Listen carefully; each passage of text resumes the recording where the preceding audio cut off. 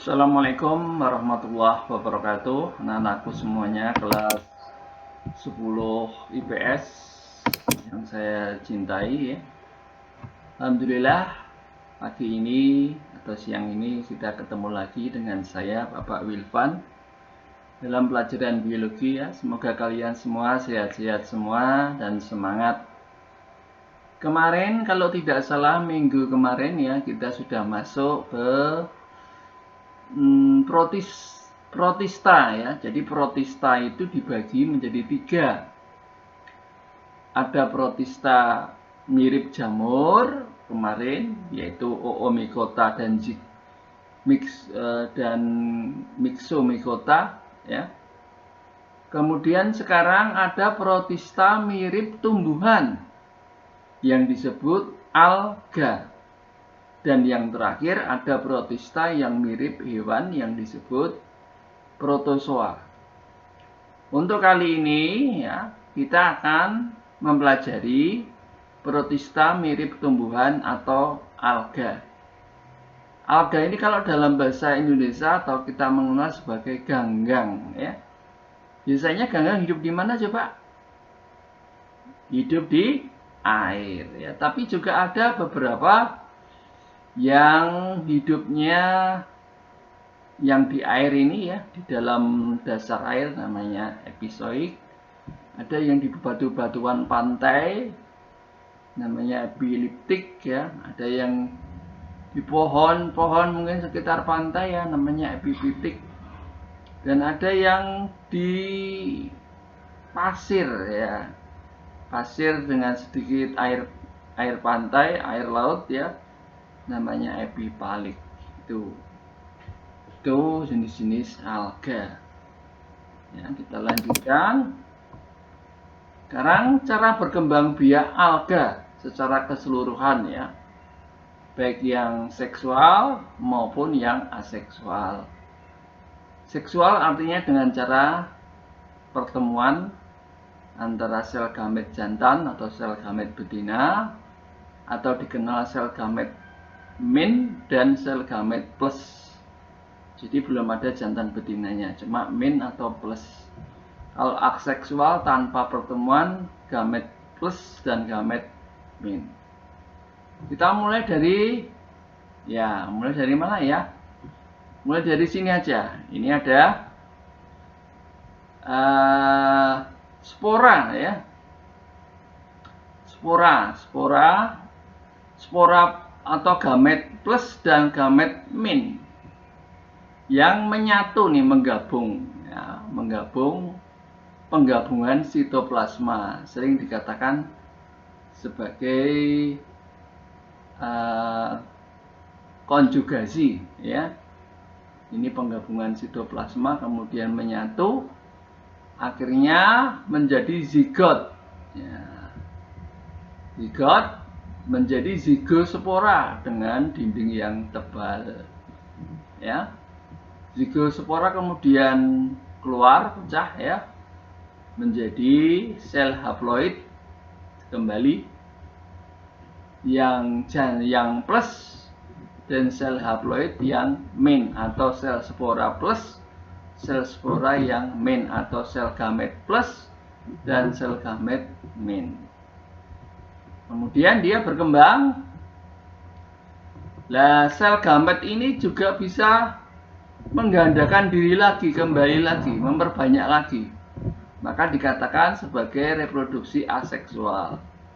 Ya, baik yang plus maupun yang min ini mengganda lagi, melipat gandakan lagi sporanya. Maka dikatakan reproduksi aseksual. Kemudian sel gamet plus dan min ini kembali lagi ke semula. Ya, sekian sekitar siklus reproduksi dari alga atau ganggang ya.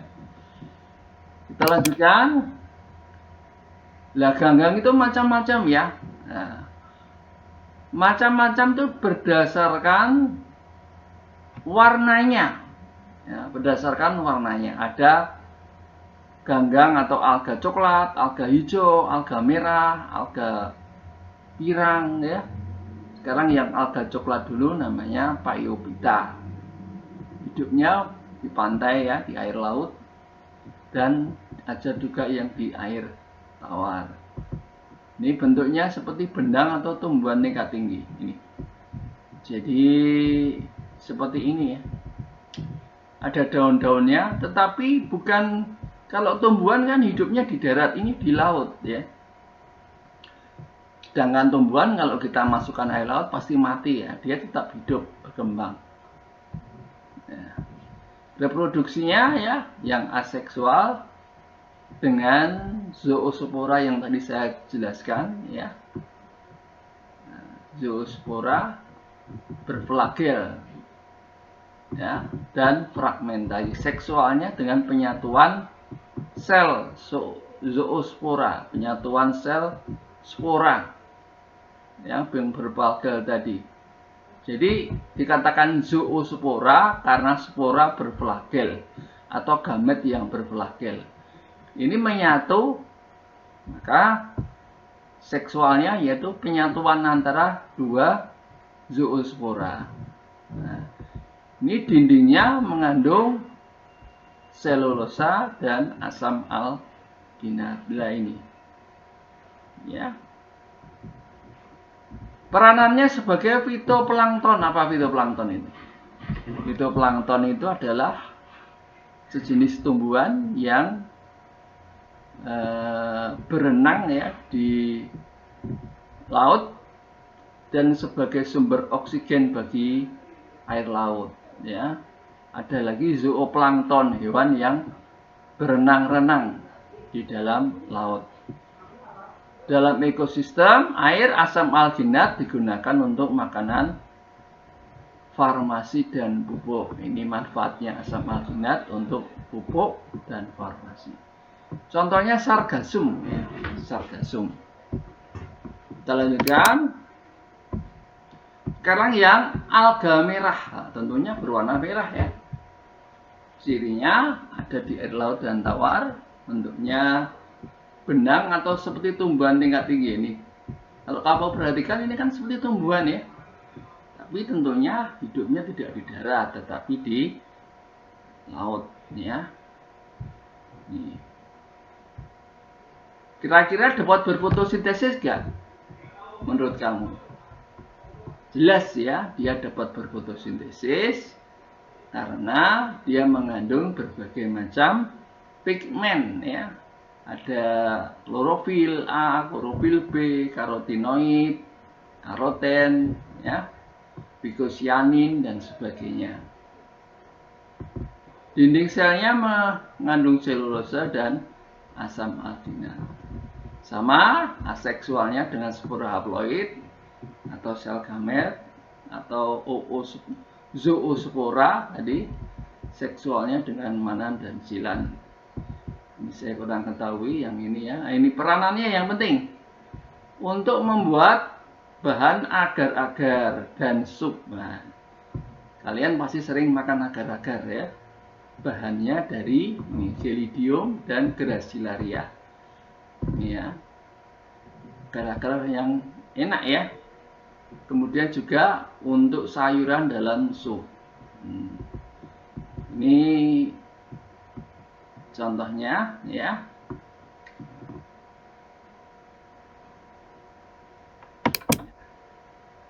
Kemudian alga keemasan atau chrysolita. Ciri-cirinya hidup di air laut dan tawar. Bentuk talus lah. Talus itu bagian dari tumbuhan semuanya itu namanya talus ya. Bagian dari alga ini, maaf bukan tumbuhan, bagian dari alga itu namanya talus. Bentuknya batang atau seperti telapak tangan, ya. Karena nggak jelas di sini ya. Ini, seperti ini. Dan ini di dalam air ya. Nah, dengan zoospora berflagel sama ya. Zoospora dikatakan gamet atau spora berflagel. Spora yang punya ekor maka dikatakan zoospora.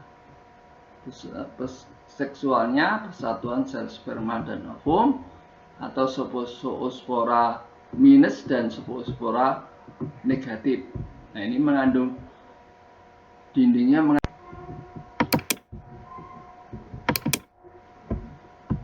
Dindingnya mengandung zat kersik, ya. Kemudian peranannya untuk sebagai fitoplankton produsen, ya, memberikan oksigen di perairan laut, ya, contohnya Navicula, Binularia, dan Sinura. Ini yang perlu. Sekarang ganggang diatom atau dikenal sebagai ganggang kersik. Ya. Habitatnya di air laut dan air tawar, bentuk talusnya, ya, talusnya itu bentuk tubuhnya terdiri atas epiteka dan hipoteka. Secara aseksual, reproduksinya pembelahan epiteka dan hipoteka. Secara seksual, penyatuan sel sperma dan ovum. Dindingnya ini terkenal dengan mengandung zat kersik, maka dikatakan sebagai ganggang kersik. Ini peranannya yang penting sebagai bahan isolasi, bahan untuk alat menggosok dan alat dinamit, ya, atau bahan untuk membuat dinamit. Sekarang alga hijau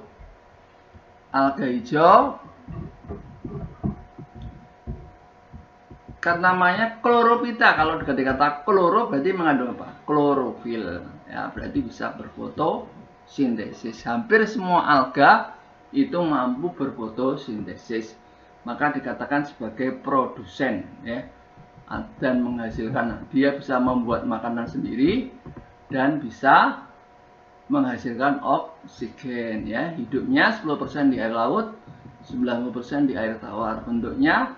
Bentuk tubuhnya atau talusnya seperti benang, lembaran, dan bola. Aseksualnya dengan zoospora, seksualnya konjugasi. Konjugasi itu penyatuan zoospora plus dan zoospora negatif, ya, mengandung selulosa.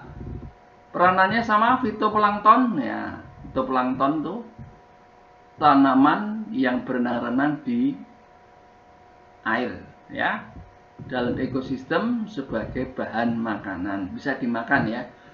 Jadi contohnya spesiesnya itu chlorella.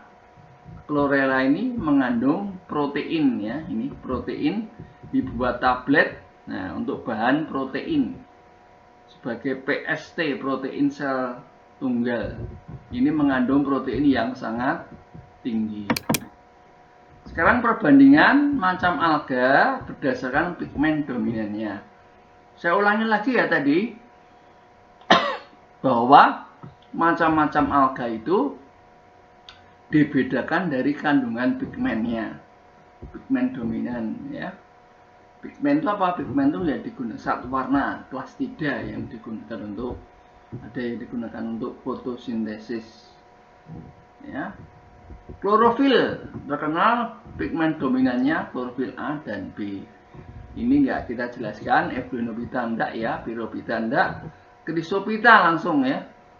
Itu xanthophyll. Ini ganggang coklat, ya, tadi, ya. Phaeophyta ini maaf, ini Chrysophyta ganggang keemasan, ya. Xanthophyll kuning. Phaeophyta ganggang coklat, ini fucoxanthin, ini warnanya coklat, ya. Kemudian ini maaf, nggak hilang tulisannya, Rhodophyta. Ini ganggang merah, ya. Ini mengandung vicobilin, vicoerythrin, ini merah, ya, dan vicocyanin biru. Jadi saya ulangi, Chlorophyta ini mengandung klorofil AB. Kemudian ini tidak usah, langsung saja Chrysophyta atau ganggang keemasan, mengandung warna emas itu karena ada xanthophyllnya. Kemudian ganggang coklat Phaeophyta mengandung fucoxanthin sehingga warnanya coklat. Kemudian ganggang merah Rhodophyta mengandung vicobilin, vicoerythrin, ya, sehingga warnanya merah. Dari saya sekian untuk macam-macam ganggang. Mudah-mudahan dapat diserap ilmunya. Sekian, cukup, ya. Assalamualaikum warahmatullahi wabarakatuh.